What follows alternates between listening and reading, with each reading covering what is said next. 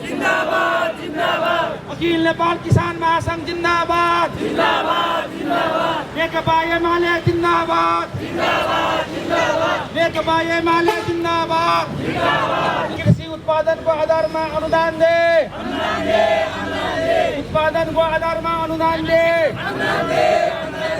किसान एकता जिंदाबाद जिंदाबाद जिंदाबाद जसले गर्दा यहाँ सरकार पनि फेरि यो अर्को सरकार पनि आएको छ तर नेपाली किसानको समस्या जिउका जिउ छ नेपाली किसान आज पनि मरिरहेका छन् हिजोभन्दा आज नेपाली किसानहरू झन् सङ्कटमा छन् हिजो हामीले 150 रुपियाँ बेचेको कागती आज 30 रुपियाँ मूल्यमा धरेको छ युक्त तरकारीहरू उत्पादनहरू मुलुकभित्र प्रवेश हुँदाखेरि स्थानीय हाम्रा किसानहरूको उत्पादनले बजारमा मूल्य पाउन सकेको छैन। यस कारणले अखिल नेपाल किसान महासंघले भनिरहेको उठाइरहेको कुरा प्रदेशमा कृषि क्वारेन्टाइन लागू गर्ने कुरा विदेशबाट आयातित विषादी फलफुल तथा तरकारीहरूलाई बिक्री वितरणलाई रोक लगाउने कुरा जायज छ। विदेशबाट निर्यात गरिएको तरकारी तथा फलफुल बहिष्कार गरौँ विदेशबाट विषादीयुक्त तरकारी फलफुल निर्यात गरिएको छ बहिष्कार गरौँ सबै सामग्रीहरूले उचित मूल्य प्राप्त गरौँ भन्ने कुराका लागि ढेका राख्नुपर्छ। सरकारले यो खालको नीति बनाउनु पर्दछ। जलवायु परिवर्तनले सबभन्दा बेसी मारमा परेको किसान हो। गएको महिना जलवायु परिवर्तनका कारणले भएको वर्षातका कारणले जे जति प्रदेश नाकामा क्वारेन्टाइन लागू गर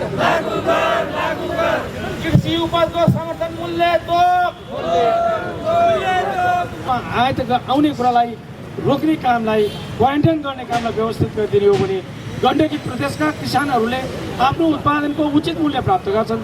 किसानहरूको आफ्नो भविष्य सुनिश्चित हुन्छ र किसानहरूले आफ्नो कर्मको लागतको प्रतिफल प्राप्त गर्छन्।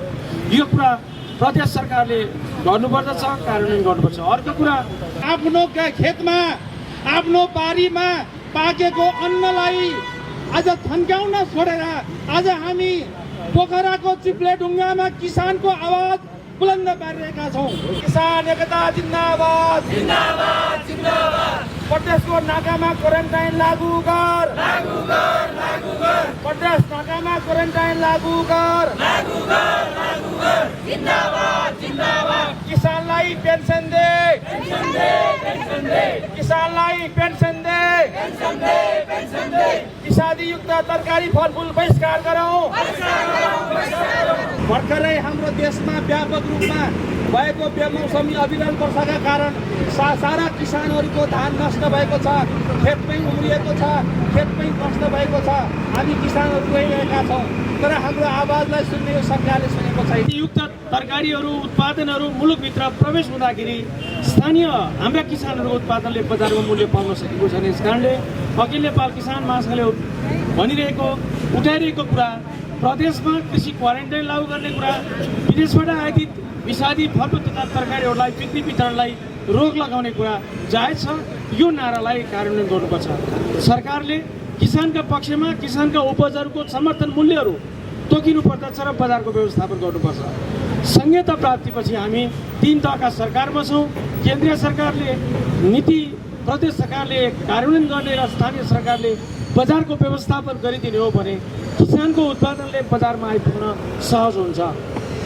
सहरमा या बजारमा भएका सबै भान्सामा जे पाक्दछ, जे उत्पादन हुन्छ ती सबै विषादीरहित हुन् र किसानले उत्पादन गरेको सबै सामग्रीहरूले उचित मूल्य प्राप्त गरौँ भन्ने कुराका लागि ढेका राख्नुपर्छ। सरकारले यो खालको नीति बनाउनु पर्दछ। जलवायु परिवर्तनले सबभन्दा बेसी मारमा परेको किसान हो। गएको महिना जलवायु परिवर्तनका कारणले भएको वर्षातका कारणले जे जति कृषि उत्पादनहरूमा क्षति भएको छ त्यो क्षतिको पूर्ति सरकारले गर्नुपर्छ। सरकारले किसानलाई उचित राहतको व्यवस्था गर्नुपर्दछ। किनभने कृषि कर्मबाट जुन ठुलो सङ्ख्यामा जनसङ्ख्या पलायन भएको छ, जमिनमा बाँझोपन परेको छ, त्यसले गर्दा आगामी दिनमा कसरी जनसङ्ख्यालाई खाद्यान्न आपूर्ति गर्ने भन्ने प्रश्न उठेको छ। यसकाले जलवायु मैत्री कृषि नीति निर्माण गर्नु पर्यो, जलवायु मैत्री कृषि उत्पादन गर्नु पर्यो र किसानलाई राहतको व्यवस्था, किसानलाई अनुदानको व्यवस्था, किसानलाई पेन्सनको व्यवस्था गर्ने काम सरकारका तर्फबाट गर्नुपर्छ। आज तपाईँहरू यहाँबाट जम्मा भएर गण्डकी प्रदेशको कृषि मन्त्रालयमा जुन ज्ञापन पत्र बुझाउँदै हुनुहुन्छ, जुन विरोध पत्र बुझाउँदै हुनुहुन्छ, प्रदेशको सरकारले यी कामहरू तत्काल गर्नुपर्दछ। गण्डकी प्रदेश सरकारले गण्डकी प्रदेशमा भित्रने अन्य प्रदेशबाट भित्रने सबै नाकामा क्वारेन्टाइन सञ्चालन गर्ने, विषादयुक्त तरकारी, खाद्यान्न र पशुपक्षीहरू आउने निर्वाध रूपमा आउने कुरालाई रोक्ने कामलाई, क्वारेन्टाइन गर्ने कामलाई व्यवस्थित गरिदिने हो भने गण्डकी प्रदेशका किसानहरूले आफ्नो उत्पादनको उचित मूल्य प्राप्त गर्छन्, किसानहरूको आफ्नो भविष्य सुनिश्चित हुन्छ र किसानहरूले आफ्नो कर्मको लागतको प्रतिफल प्राप्त गर्छन्।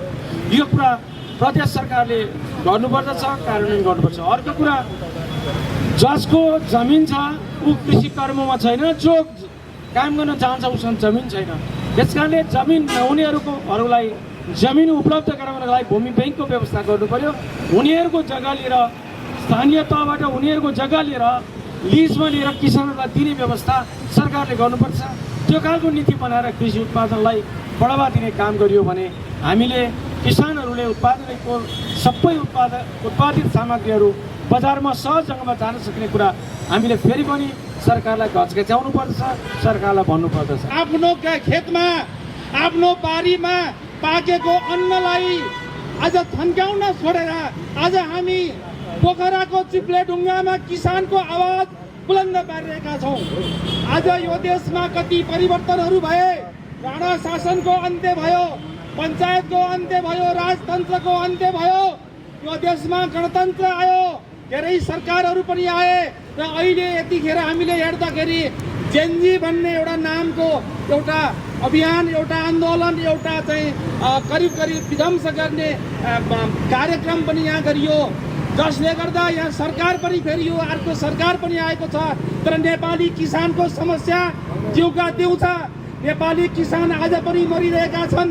हिजोभन्दा आज नेपाली किसानहरू झन् सङ्कटमा छन्। हिजो हामीले 150 रुपियाँ बेचेको कागती आज 30 रुपियाँ मूल्यमा झरेको छ। हिजोको सरकारले बाहिरबाट आउने, विदेशबाट आउने कृषि उपजहरूको कर बढाएको थियो, जसले गर्दा यहाँ कम आउँथ्यो भने अहिलेको सरकारले यो करलाई घटाइदिएको छ, पुरै कर शून्यमा पारिदिएको छ र नेपाली किसानको उपजहरू आज यहाँ सित्तैमा हामीले फाल्नुपर्ने अवस्था आएको छ। नेपाली किसानहरू रोइरहेको अवस्था छ। त्यस कारणले हामी नेपाली किसानहरू आज प्रतिनिधि रूपबाट आज हामीले नेपाल सरकारको कृषि मन्त्रालयमा हामीले ज्ञापन पत्र बुझाउनको लागि यो कोड सभाको आयोजना गरेका छौँ।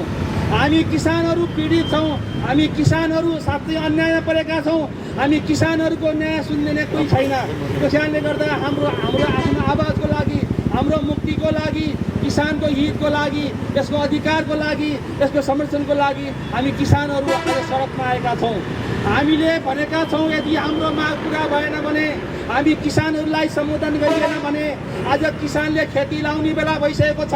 आज किसानको आज घरमा, किसानको बारीमा मल हाल्ने युरिया छैन, आज डिएपी मल छैन, आज पोटास छैन, आज हामीले यहाँ विभिन्न किसिमका भिटामिनहरू पाएका छैनौँ, हामीले बिउ राम्रो किसिमको बिउ उपलब्ध गर्न पाएका छैनौँ, हामीले उत्पादन गरेका कुराहरू आज बजारीकरण हुन सकिरहेको छैन। किसान धनपछि झन् समस्यामा गइरहेको छ। भर्खरै हाम्रो देशमा व्यापक रूपमा भएको बेमौसमी अविरल वर्षाका कारण सारा किसानहरूको धान नष्ट भएको छ, खेतमै उम्रिएको छ, खेतमै नष्ट भएको छ। हामी किसानहरू रोइरहेका छौँ, तर हाम्रो आवाजलाई सुन्ने यो सरकारले सुनेको छैन। पर्छ तिनीहरू ठिकै छ, विदेशबाट सञ्चालित भए पनि तर हामी सधैँ पीडित भएर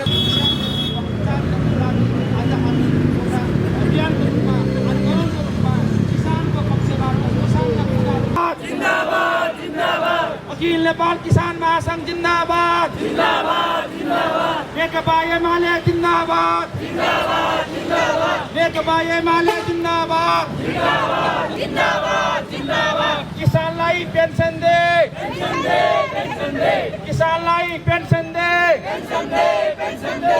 विषादीयुक्त तरकारी फलफुल बहिष्कार गरौँ,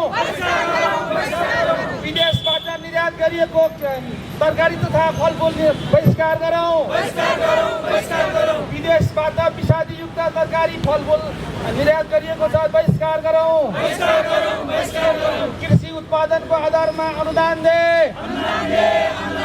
उत्पादनको आधारमा अनुदान दे। किसान एकता जिंदाबाद किसान एकता जिंदाबाद प्रदेशको नाकामा क्वारेन्टाइन लागू गर प्रदेश नाकामा क्वारेन्टाइन लागू गर प्रदेश नाकामा क्वारेन्टाइन लागू गर कृषि उपजको समर्थन मूल्य तोक